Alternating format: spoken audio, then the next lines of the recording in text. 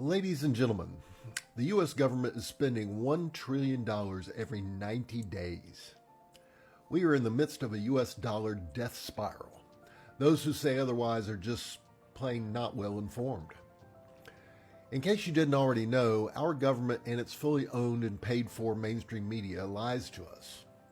I predicted a financial crisis would happen within the next 90 days, and that means between now and June. But don't take my word for it. Do your own research. You can start by listening to these excerpts from financial analyst and writer John Rubino.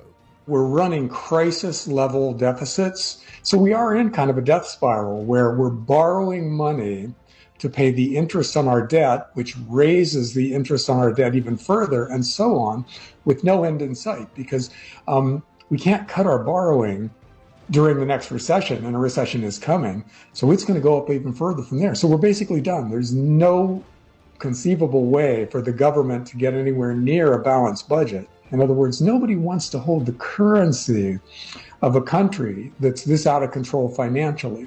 Then people start acting accordingly, and it becomes a self-fulfilling prophecy. So I would say we're not far from that point. A real live, honest-to-God financial death spiral that can't be fixed, because once the currency starts going down, then that is the main financial tool that governments use to bail out parts of the economy that are blowing up. But if the value of your currency is tanking, then you can't just step in with trillions more dollars to bail things out. And that's where we're heading. But right now, what's going on should just terrify the world's central banks. And by the way, they're behaving as if they're terrified, the big central banks, because they're aggressively buying gold right now. That's one of the central banks aren't buying Bitcoin, whereas individuals are doing that. Central banks are buying gold, and they've bought about 1,000 ounces of gold in each of the last 2 years, or 1,000 tons of gold, in each of the last 2 years.